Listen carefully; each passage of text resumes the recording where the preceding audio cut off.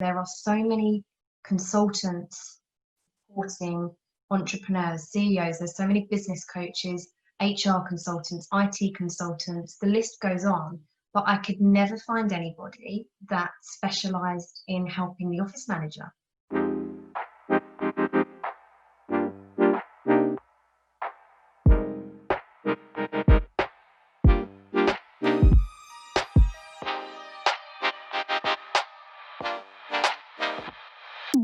Hello, fellow administrators. This is your host, Josh Madera, and it's time to get connected to Administrator Nation. We have a really special episode today, which is isolation of the role and how to break through it. We have a very special guest. She is a specialist in office and facility management consultant with over 15 years of experience. She is also the founder and CEO for Black and White Office Consulting, and she developed the Office Manager Portal. That's a unique platform for office management professionals, enabling them to access tips, tools, and resources. Welcome to the show, Hana Gray. Hi, thank you so much for having me, Josh. It's really, really exciting to be here. You know what? Maybe our guests can already tell, but something that I forgot to mention that's really important, all the way from the UK. Yes, you can probably tell from the accent. I'm not from the US, so yes, near London. So forgive any London accents.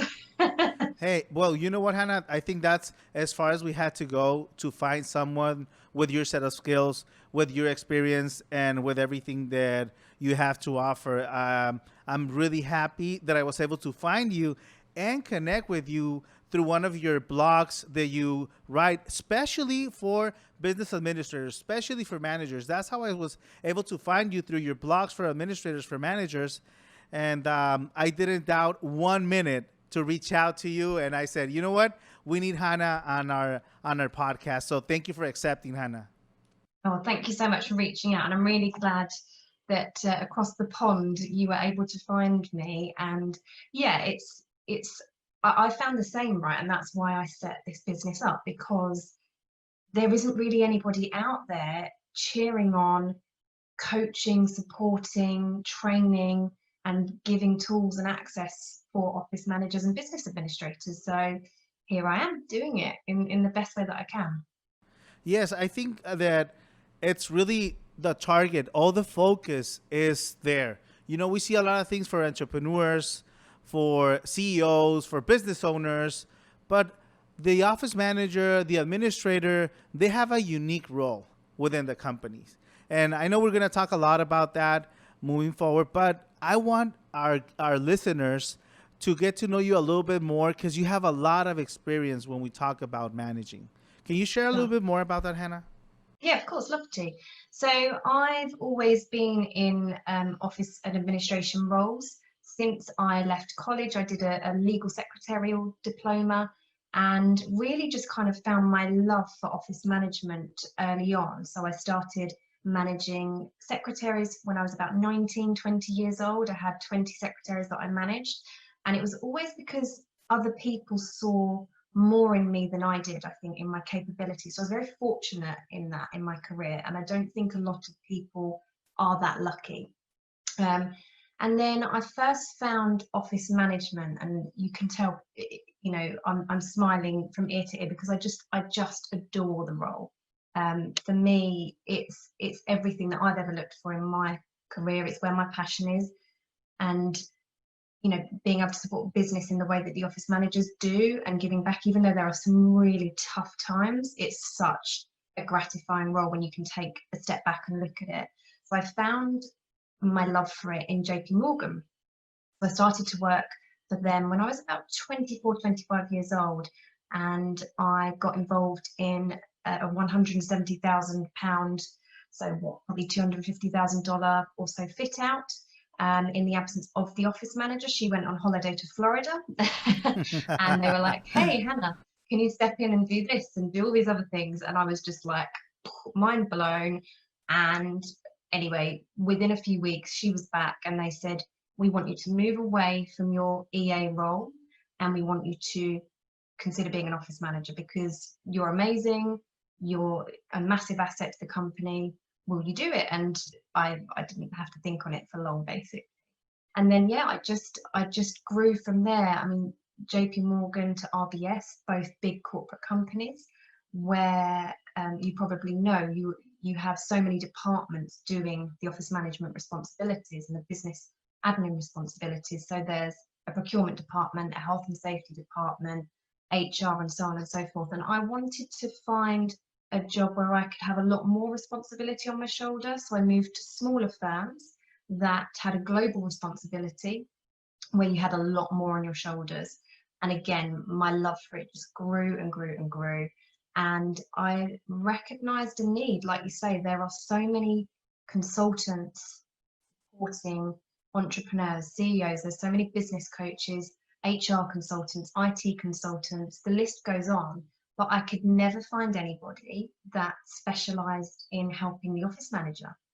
So that's where Black and White was born, and the office management portal came soon after that. So that's where I am, and that's how I got here.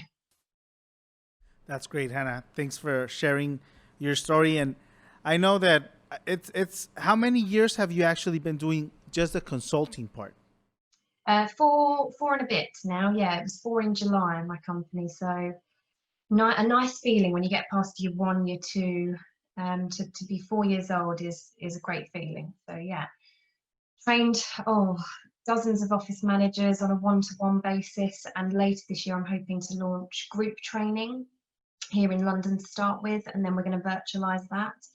And to be honest, that's really what I get back from the company. I love working for my clients, doing office moves and all these different things that we do, and health and safety consultancy. But for me, the real spark, and when you get home of an evening and you kind of sit down, a satisfying day for me is when I've trained and I've given back. And that's what we're really pushing to do at the moment. I love that. I love that. Hannah, I know when I asked you to be part of the show, we talked about a couple of ideas of things that we can talk, subjects, and we went over a couple, and we thought that for the times that we are facing now and some of the challenges that the position is facing, and that's probably been happening for many years already, is the part of isolation for the role as of an administrator and office manager. And I know we're going to be covering that today. What are you obviously spend a lot of time with many managers, many administrators. You've talked with hundreds, if not more. What can you tell us about that subject that you picked? Yeah, so to be honest, I wrote this blog initially in August 2017, just before we launched the portal. And I did it to almost kind of tell the story as to how the portal came about, and the fact that I recognised there was this lack of resource and support and network for specifically office managers compared to what there was for PAs and EAs. And there is so much out there for PAs and EAs and assistants, but there really isn't much, as I say, for office managers. So I wrote the blog thinking about how I'd felt in my time in my companies and how isolating it felt at times. And I guess the reason we talked about it is because I shared the blog recently, I think a few months ago, and it had so many shares on LinkedIn and so many people conversing on it and talking about how relevant this was to them and how I'd hit the nail on the head with certain points and they were re-quoting me and so on and so forth. So the engagement was massive, even though I wrote it 3 years ago. So it's still very, very prevalent today. And that's why we picked it. I think in light of the situation going on in the world today, that isolation has probably escalated. And, people going back to the office, people working from home, they've got so much weight on their shoulders because they're the ones that are having to get the office ready for the return. So that's why I think it's a good one to start with. And on top of everything that's happening, why do you think that the office manager sometimes feels isolated within his role? So for me, and what I wrote in the blog as well is we're the only ones in that role generally in the companies. Sometimes there'll be a few, a team, but in most companies, in most SMEs, you're the only person doing that job in your company. You've got so much on. You've got so much on your shoulders.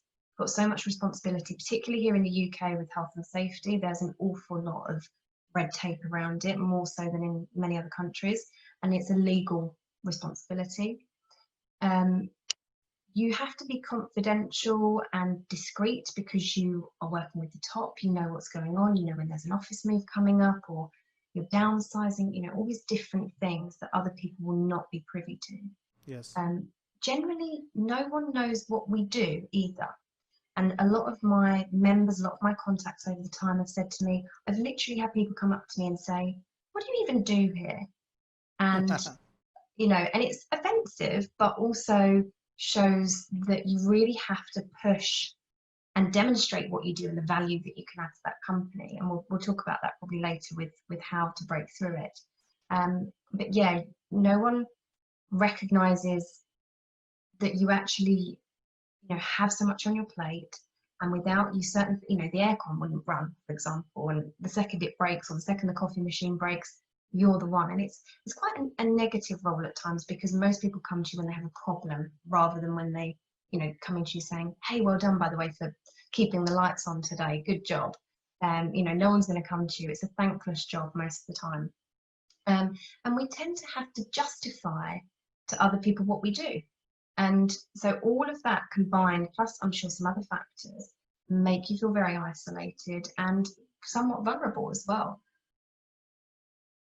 Yes, I see that a lot. I remember normally I would decline going to, it was going to be a party on the weekend. And a lot of the members for the company, they were going to joining. They're going to be maybe having some drinks and, spending some personal time. I would normally not go to the events because sometimes that would, get carried away, or they would start to try and take advantage of that, personal relationship that would start to build, and try to call it as like, do me a favor with this, do me a favor with that. It stops being professional sometimes.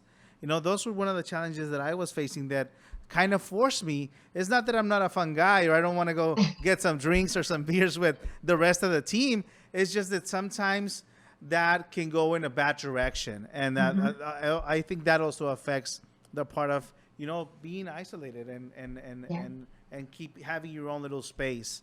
And on top of that, normally how many managers or administrators are they? A lot of times you have the marketing group over here and they do their thing. You have the IT over here, accounting or human resource over here. And you have these little groups within the company. And the manager sometimes is just, by themselves. Unless there's a lot of other managers, then they get to kind of relate or talk or have their own meetings and share information between them. But a lot of times it's just them.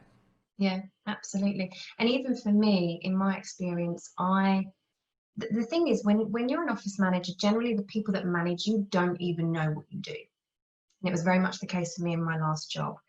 Every meeting we went to, and they headhunted me, this company, they waited for me for some time, and she would say to me after every meeting, "What does that mean? What are you doing there?" And in a good way, she was trying to understand the role rather than a lot of people, I guess, just wouldn't really care. But she was trying to understand it. It was a bit frustrating because you're constantly having to explain everything that you're doing and why. But I think that's another factor as to why people feel it's isolating, because quite literally no one, even your manager, doesn't know what you do half the time because they've never done it. And yeah, so many people in these positions, even if you have a team, even if you have your own internal hub, if you're the manager of that team, you often still feel isolated because you can't disclose everything to that team. You don't have your manager above you that has the experience and knowledge of what you're doing. So you still can get, and that's certainly how I felt at times, you can still get in that rut of feeling isolated. So, if you've got your reception team that you manage, maybe you've got some assistants that you manage, a cleaning team, you can't talk to them about, a lot of the stuff that's going on. So you will have your hubs that will take care of some of that feeling, but then there's still a good degree of it there in the role. Oh So man, yeah, definitely challenging times when it has to be. You have to balance. You have to always yes, keep that balance. You can't go too much to one side, too much to the other. Being that bridge for the company with the top management or the owners or the CEO of the company and the rest of the team. hmm And a lot of times we spend our time also fighting battles, I think. We yes, spend our time fighting battles. Sometimes the battles are going up or sometimes they're going down. Sometimes you have to be the voice for the people over here. Sometimes you have to be the voice for the people over here. And finding that balance, I think it's also part of that challenge where you cannot go too much to one side because no. then I think you start being as efficient with the overall company, right? Yeah, yeah, 100%. And one of the other things touching on that's challenging and that kind of puts you in the middle is the saying no, because in these roles you're such a yes person, and so many of us don't know how to effectively say no and get that balance right and delegate and manage upwards or manage downwards. So totally agree, totally on board with what you said there. Yeah, it's tough. Yes, I know there's books and there's trainings and seminars just about how to say no. There It are, sounds there's right. tons. It sounds like Yeah. something logical, something really simple, but sometimes we feel guilty. They people know how to get their way or how to make us feel bad. But yeah, it's interesting how there's so much information out there to teach us on just how to say no. Absolutely, and it's funny, isn't it? But I think that's the other reason office management roles almost get created and get to the position that they are with the amount of responsibility they have, because they're constantly saying yes to everything. Can you deal with the cleaning contract? Yeah, I'll take that on. Can you deal with the toilets? Yeah, I'll take that on. And how about the aircon and this event and it just spirals, and before you know it, they're looking after pretty much everything in the back office. Yes, I So think definitely we all know that being a manager is wearing a lot of hats, and probably that's one of the reasons why, because we need to improve on saying no, right? We have to yeah, sometimes we have to do marketing and we do accounting and we're fixing cables behind the computer and yeah, whatever it takes to yeah. get the result, right, Hannah? Exactly, that's the thing. I mean, as an office manager, and to me, you always the people in the office are your clients. You're always servicing them. And some people may not look like looking at it like that, but I think it's the right way to look at it. Your job 100%. is to create a safe, productive, motivating environment for people to work in. So that business can run, people can make money, and so on and so forth. That's the objective of all businesses at the end of the day.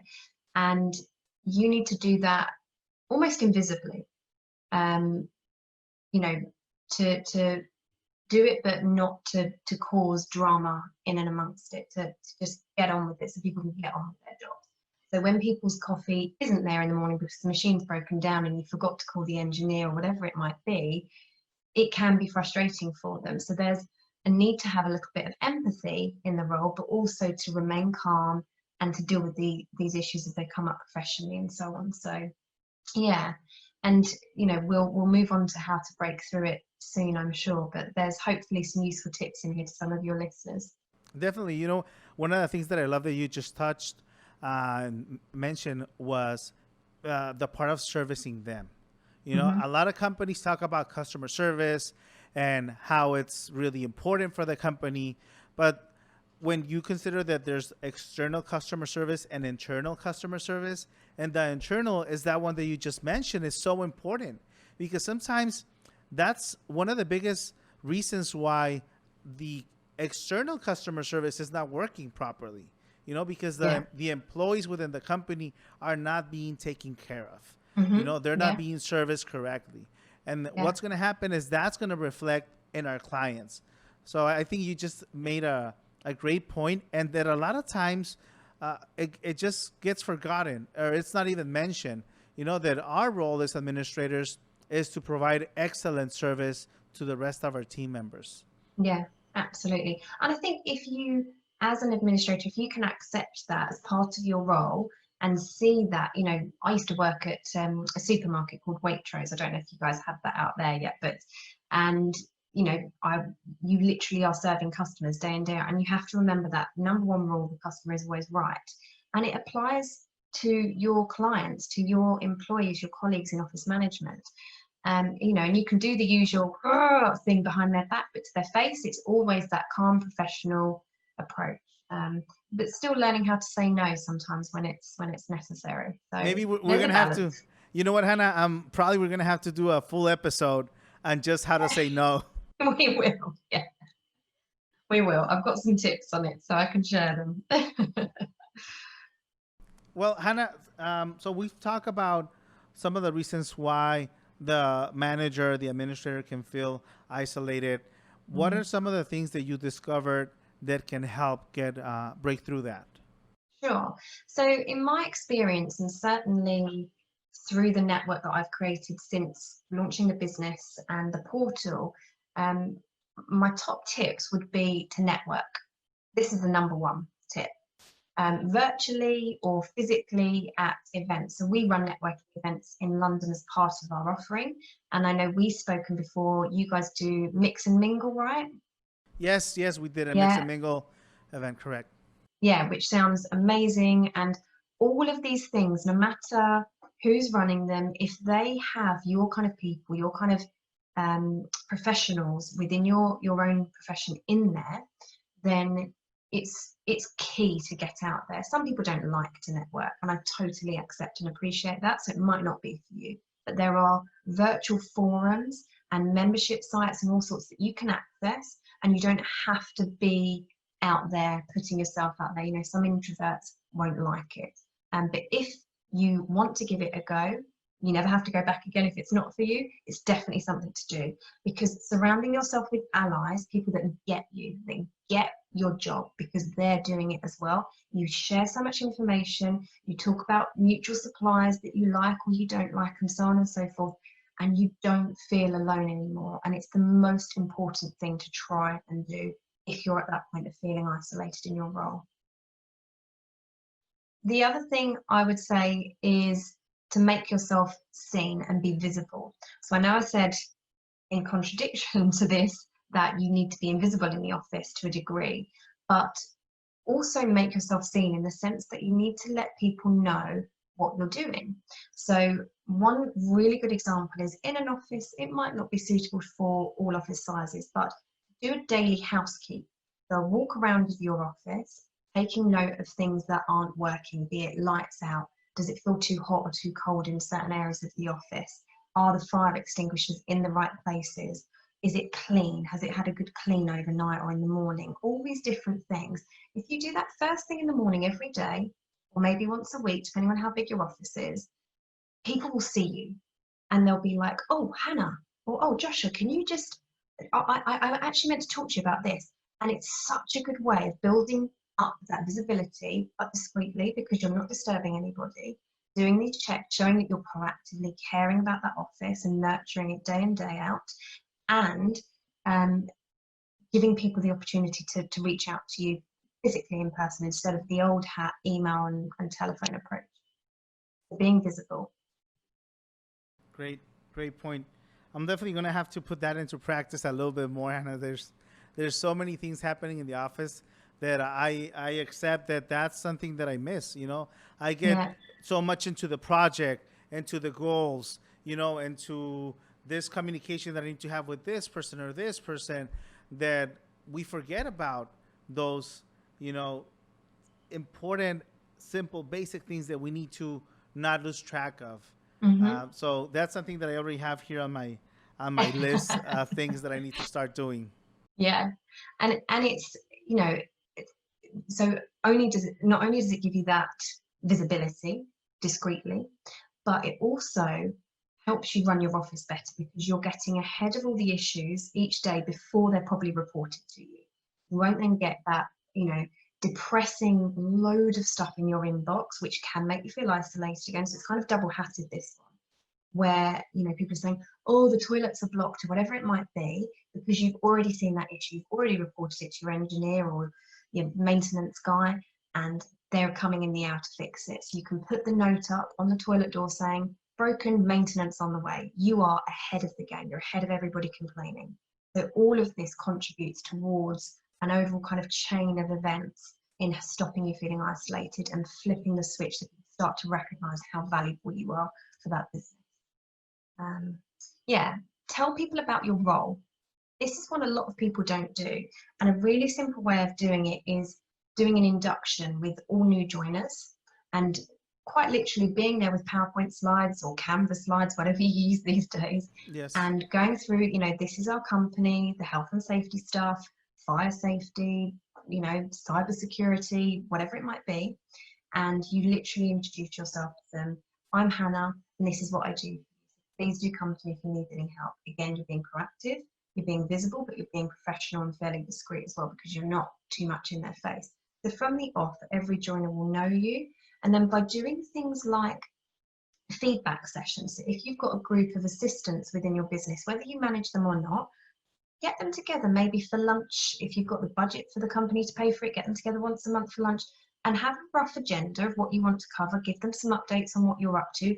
We're changing all the printers this month, or we're going through a new filing system. We're virtualizing it and we're going into the cloud. We're changing our telecoms provider, whatever it might be. Right. And give them the updates that you're working on. Be communicative and get feedback from them. How's it going in the office? Is there anything you've noticed? Is there anything I can do? It's then sharing about your role, and assistants are so vital in businesses because they talk. They're in their hubs already and they talk to their bosses, they talk to each other, they'll spread that good word for you. So tell people about your role. Definitely. Yeah, do you think that's a good one? I think that's going to be a great way of staying connected, just being a good listener. You know, that's so important. That's going to help stay connected. So I definitely think that's one of the big pointers to start feeling less isolated in the office. Yeah, and that's the thing. Again, another kind of double hat, because it starts, you can then kind of integrate with some other hubs in that way. So so yeah, that one's a good one. Even if I do say so myself. Communicate often and well. It's obvious. I'm not going to go into too much detail on that one, but you know, doing all staff comms, using your systems to get messages out, putting signs up, whatever it might be, communicate often and well, and recognize that there's probably a limit to that as well, where people will stop listening if you over communicate. So try and find the right balance. This one a lot of people don't do or know about, but produce an MI pack. I think we talked about this, didn't we?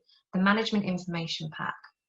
Right. So sharing your successes. So you might do it quarterly, you might do it 6 monthly, or you might do it annually. It's different from your appraisal or your annual review. And you would present it to your boss, and it can be a PowerPoint pack again of you showing your successes, what you're working on, any savings you've made, you know, upcoming moves, and some metrics on perhaps how many joiners have joined the company, how many leavers have left, the spend on your budget, the run rates, all these kind of things. You pop into a pack and you present it quarterly, monthly, 6 monthly, whatever it might be. And you start to show your boss, and again, you're managing upwards to say, this is the value I bring to the company. Develop your personal brand. Or your team brand. There is so much on personal branding out there at the moment. You've probably seen a load of it on LinkedIn. I'm not going to go into it in too much detail, but to give you an example of a team brand, in one of my previous companies, we were the facilities department. So I was the head of facilities or office manager, I forget the title, but no one knew what they did. And it was so apparent in my first week there. People were pretty annoyed at the whole team. They were kind of just ticking boxes instead of actually really giving value to the employees there. So we flipped it around, made some changes, retrained staff, and I created a logo with facilities made out of like a pen, a mop, a paper clip instead of some of the letters. And we popped that at the bottom of all our signage around the office and on our email signatures. So we actually had a brand that people could identify with. And that really helped them to understand what we did, and then again, learn the value of what we bring to them. So whatever might suit you, but developing a brand of some sort is going to be really crucial. Knowing your value. There are more than 25 million office managers on LinkedIn now. Wow. Which I can't quite believe, because I'm sure years and years ago it was much less than that. But you're not alone at all. And for you to know your value and to recognize how much this role has grown over the last 5-10 years, hopefully will help you to feel less isolated, but also to understand that people recognize they need office managers. Even in the wake of COVID and this talk of no more offices, I don't think it's going to happen. I think there will be some changes, but people still need somebody to look after that premises, to look after the people in that premises. You are valuable, so remember that, and that will hopefully help as well. Yeah, they're my tips. I'm sure it will. I'm sure it will. And since you're talking about, 25 million, that's a big number. Yeah. And some, especially that's a really big number to feel like you're all by yourself. Sometimes we decide. I think a lot of times it's also maybe the way we were raised, the personal beliefs that we have about ourselves that kind of pushes us a little bit to being on the sideline. So I think I want to invite any office manager, any administrator who's listening in. I know that you have the portal for managers. Yes. If you can tell us a little bit more about that, Hannah. Yeah, of course, I'd love to. Yeah, so it's called the Office Management Portal, so you can find it on your normal web browser, and it's a free platform for office facilities managers, PAs, BAs also find it very useful, where we bring you together. There's lots of people from all around the world in there, and there is a forum, so you can raise topics, to ask for help, moan about your day if you want to. We've got a Slack channel as well now, which is really interactive. And then there's tips and advice, which is a little bit like a news feed update on various things like human resources, health and safety, data protection, or just very random office management stuff, like, for example, how many toilets you need in terms of ratios of staff. Oh, wow. Quite literally. Yeah, if you get to 50 staff, you need this many toilets and this many sinks and this kind of stuff. So some of it's very random, but actually very useful and applicable to our roles.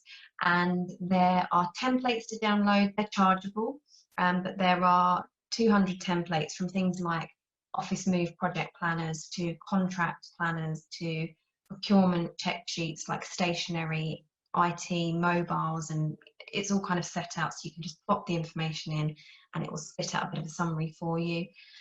Health and safety policies, business continuity planning policies, human resources templates, there's loads. A calendar of events, virtual and physical, for administrators that we think are useful, and a jargon buster, so all the kind of office management and administration acronyms that you often come up against.